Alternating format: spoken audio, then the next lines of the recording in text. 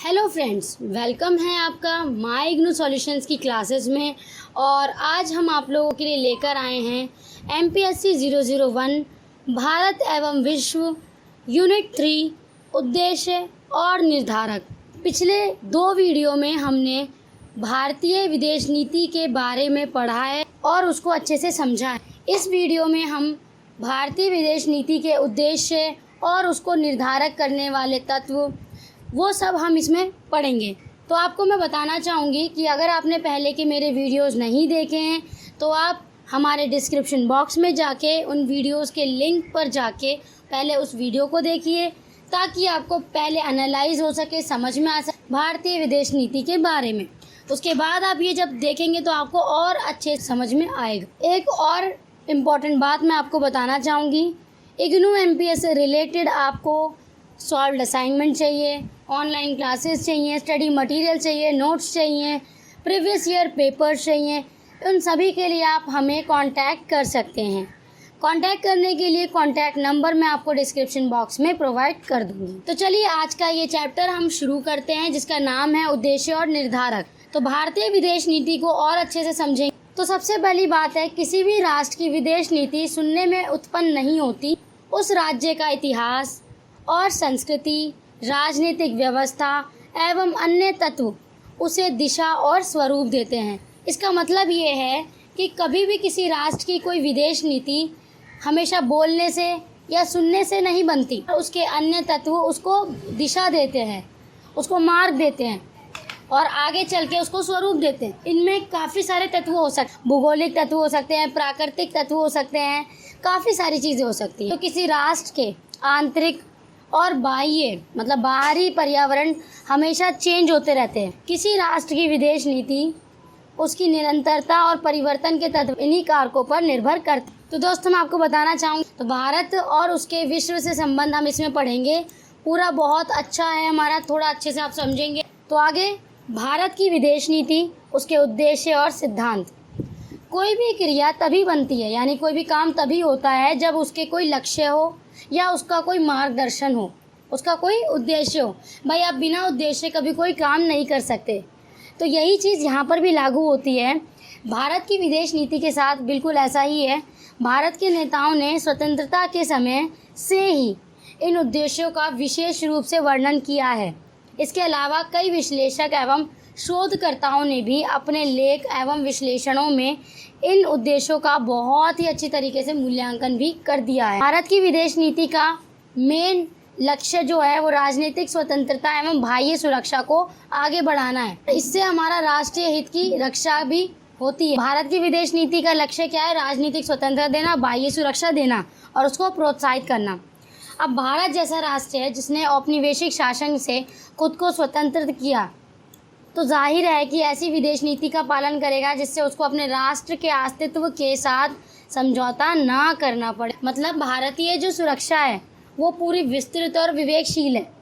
भारत कभी भी ये नहीं चाहता है कि उसकी सुरक्षा से दूसरे का नुकसान हो, दूसरे असुरक्षित महसूस करें, है ना। मतलब अपना भारत तो ये भी चाहता है कि हम भी सुरक्षित रहें, भाई दूसरे भी सुरक्षित रहें। भारत ने दक्षिण अफ्रीका में रंग भेद, ये एक एग्जाम्पल के रूप में समझिएगा, जब दक्षिण अफ्रीका में रंग भेद हुआ था तो ऐसी घृणित नीति का उसने विरोध किया था भारत ने। और हमेशा भारत यही प्रयत्न करता रहता है कि भारतीय मूल के नागरिक जहाँ भी हों उन्हें समानता का अधिकार और उनकी कानून की रक्षा प्राप्त हो। भाई भारत के जो नागरिक हैं कहीं भी रह लें पूरे विश्व में, भारतीय विदेश नीति के हिसाब से भारत के जो नागरिक हैं उनको समानता का अधिकार और कानून की रक्षा मिलनी चाहिए। इसकी प्राप्ति के लिए भारतीय विदेश नीति ने हमेशा औद्योगिक रूप से विकसित राष्ट्रों से चित्रकारी संबंध विकसित करने चाहे ताकि महत्वपूर्ण चीज़ों की प्राप्ति हो सके। तो भारत दूसरे राष्ट्रों के साथ मतभेदों को सुलझाने के लिए बल प्रयोग से दूर रहने के सिद्धांत पर हमेशा ही अटल रहता है। संयुक्त राष्ट्र एवं अन्य विश्व संगठन और क्षेत्र संगठनों की मजबूती में भारत का क्या है? दृढ़ विश्वास है। भारत की विदेश नीति के सिद्धांत जो कि पंचशील में स्थापित है, आक्रमण, हस्तक्षेप एवं शांतिपूर्ण सह अस्तित्व की आवश्यकता पर हमेशा बल देता है। तो भारत की विदेश नीति को निर्धारण करने वाले तत्व कौन कौन से हैं? तो देखिए, भारत विदेश नीति के निर्धारण में कई कारक प्रभाव करते हैं। वर्तमान में भी उसे प्रभाव कर रहे हैं।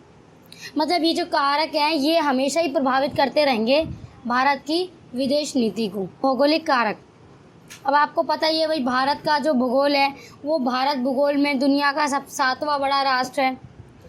ओके, इसकी लंबाई है, चौड़ाई, इसकी रेखाएं पाकिस्तान, बांग्लादेश, नेपाल, म्यांमार, भूटान, इन सबसे चीन से मिलती जुलती है। और ये ना सिर्फ इनके पड़ोसी देश हैं बल्कि इनके साथ मैत्रीपूर्ण तनाव मुक्त संबंध भी बनाना भारत चाहता है भाई, तनाव मुक्त संबंध बने। और भारतीय बंदरगाह में यूरोप, पश्चिम एशिया, दक्षिण पूर्व एशिया, पूर्व एशियाई देशों की ओर से आने जाने वाले वाणिज्य पौधों के यातायात से पता चलता है कि भारत का विदेश व्यापार हिंद महासागर के मार्ग से होता है। इससे हिंद महासागर की राजनीतिक और सामाजिक का महत्व पता चलता है। और 19वीं शताब्दी के दौरान विदेशी शासन जैसे फ्रांस, ब्रिटेन, पुर्तगाल भारत के पूर्वी एशिया के अधीन रहा है। मतलब पूरा का पूरा भारत पूर्व एशिया के अधीन ही रहा है 19वीं शताब्दी में। तो भारत की विदेश नीति इस बात की ज़रूरत महसूस करती है कि उत्तरी सीमा सुरक्षित रहे और उसके साथ हिंद महासागर में भी उसका क्षेत्रीय जल सुरक्षित रहे। तो अब आप बात कर लेते हैं इतिहास एवं परंपराएं। भारत की विदेश नीति उसके ऐतिहासिक परंपरा को भी दिखाती है।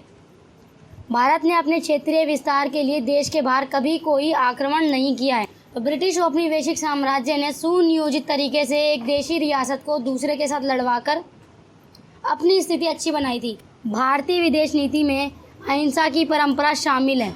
ऐसे में भारत की विदेश नीति में ब्रिटिश राज का दोहरा प्रभाव पड़ा है 2 बार। पहला तो राष्ट्रीय आंदोलन को स्वतंत्र करने के लिए प्रेरित किया, जिससे विश्व का पराधीन जनता को आज़ादी के लिए भारत का सहयोग मिला। ब्रिटिश शासन के दौरान प्रचलित नस्लीय असमानता ने भारत को रंगभेद का उन्मूलन करने के लिए भी मजबूर कर दिया। आर्थिक दशा, तो अब हम डिस्कस कर लेते हैं आर्थिक दशा के कौन कौन से कारक हैं जो हमारी विदेश नीति को निर्धारित करते हैं। कच्चे माल और प्राकृतिक संपदा का स्वामित्व तथा आर्थिक विकास की ज़रूरत देश की विदेश नीति के निर्धारण में उसको दिशा देती है, क्योंकि बढ़ती हुई जनसंख्या का अधिकांश भाग रोटी, कपड़ा और मकान जैसी मूलभूत आवश्यकताओं को प्रबंध करने में सक्षम नहीं है। स्वतंत्रता के बाद हमारे नेता ये जानते थे कि देश को धन का हस्तांतरण करने की, मशीनों के लिए तैयार माल का आयात करने, भारतीय सामान का निर्यात, तकनीकी श्रमिकों के प्रशिक्षण आदि कई बातों के लिए विदेश सरकारों की सहायता जरूरी है। तो ऐसे में गुटनिरपेक्षता की नीति अपनाकर भारत ने दोनों गुटों से मदद की अपेक्षा की जब विश्व 2 गुटों में बढ़ गया था। भारत ने पहले पूर्व औपनिवेशिक शासन इंग्लैंड के साथ आर्थिक संबंध, नेहरू जी जो थे हमारे प्रधानमंत्री थे, उन्होंने अपने आर्थिक संबंध उनसे अच्छे बनाए।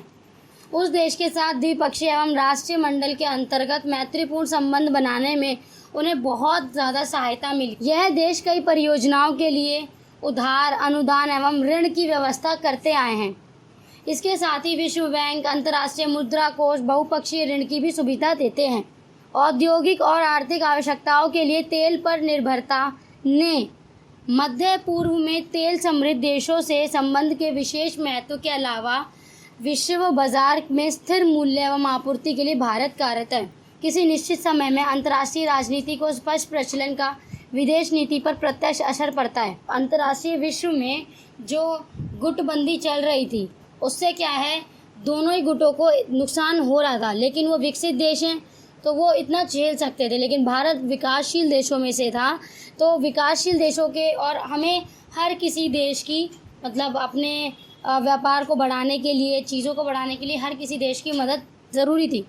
तो ऐसे में भारत ने गुटनिरपेक्ष नीति अपनाई थी। यूरोप, दक्षिण पूर्व एशिया, दक्षिण एशिया के साथ संबंधों में आर्थिक पक्ष पर हमेशा बल देना आदि जैसे कई प्रकार के पर्याप्त परिवर्तन हुए हैं भारत के द्वारा। भारत की परमाणु निशस्त्रीकरण, मतलब भारत हमेशा निशस्त्रीकरण पर बल देता है कि भाई इन सब चीज़ों का इस्तेमाल से कम करना चाहिए और मानव सभ्यता के लिए ये विनाश का कारण है।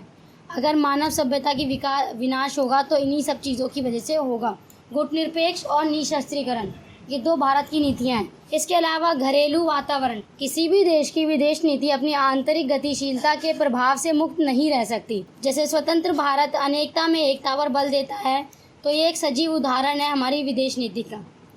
भारत के लिए अहिंसक आंदोलन के बाद ब्रिटिश राज से स्वतंत्रता प्राप्ति और लोकतांत्रिक प्रणाली, क्योंकि देखो आज़ादी के बाद भारत ने लोकतांत्रिक अपनाया था ना, लोकतंत्र अपनाया था, तो इससे क्षेत्रीय धार्मिक और सांस्कृतिक विविधताओं को समुचित प्रतिनिधित्व देती है और कार्यपालक जनप्रतिनिधियों के प्रति उत्तरदायी होते हैं। भारत ने घरेलू वातावरण को सुलझाने के लिए और उसको सजल बनाने के लिए बहुत ज़्यादा काम किए हैं। तो यहाँ तक के लिए ये हमारा चैप्टर फिनिश होता है। इसमें आपने उद्देश्य, भारत की देखो विदेश नीति के उद्देश्य और उसको निर्धारण करने वाले कारक, इन सबको आपने अच्छे से डीपली समझा।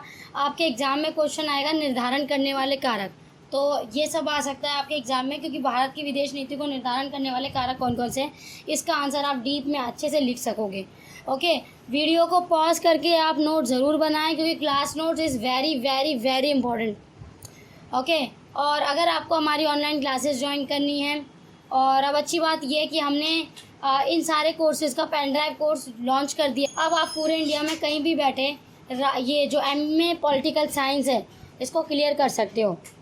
तो अगर ज़्यादा जानकारी आपको चाहिए तो इस नंबर पे आप हमें व्हाट्सअप कीजिए, कांटेक्ट कीजिए, हम उसको इसके बारे में जानकारी आपको देंगे। इसके अलावा अगर आपको नोट्स चाहिए, सॉल्व असाइनमेंट चाहिए, free solve assignment, previous year paper, इसके लिए आप myignusolutions.com पर जाइए, हमारी वेबसाइट पर विज़िट कीजिए। और आपको जैसे कि पता है हमारे देश में लॉकडाउन चल रहा है और अभी भी काफ़ी सारी चीज़ों को खोला नहीं गया है, तो आप लोगों से बस यही गुजारिश है कि आप लोग सेफ्टी के साथ रहें अपने अपने घरों में। पर ऐसा भी नहीं है कि अपनी स्टडीज़ को रोक दें, और एग्ज़ाम आने वाला है तो एग्ज़ाम की प्रिपरेशन कीजिए। और कमेंट बॉक्स में मेरे को ज़रूर बता दीजिए कि कौन सा आपको नेक्स्ट वीडियो चाहिए, कौन सा टॉपिक आपका क्लियर नहीं हो रहा है, क्योंकि इन वीडियोज़ के माध्यम से मैं आपको चाहूँगी कि आप अपनी स्टडीज़ को कंटिन्यू करें। और हाँ, अपने दोस्तों के साथ इस वीडियो को शेयर करना ना भूलें। तो यहाँ तक के लिए थैंक यू फॉर वॉचिंग। जय हिंद।